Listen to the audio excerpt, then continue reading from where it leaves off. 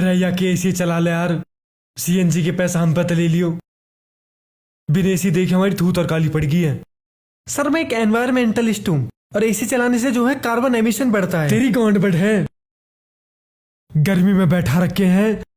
इतनी तगड़ी गर्मी मैंने अपनी पूरी जिंदगी में महसूस न करी है। ये सर ग्लोबल वार्मिंग का असर है। एनवायरमेंटलिस्ट मुझे पता है। तो साले तू एनवायरमेंटलिस्ट है, तू मेंटल लिस्ट में, तू मेंटल लिस्ट में, ठीक है ना। सब तो ऊपर है, तेरा नाम मेंटल लिस्ट में। शे इतनी भी गर्मी ना है कि एसी की जरूरत पड़ जावे। गर्मी ना है। जब मैं तेरी टैक्सी में बैठा हूँ फुल को रहा हूँ मैं, फुल, ठीक है ना। और अब देखियो ऐसा लग रहा है जैसा चिंपांजी जो है मेरे घर में पड़ेगा वो रात को, और तू कह रहा गर्मी ना है। अब यह एसी चला ले।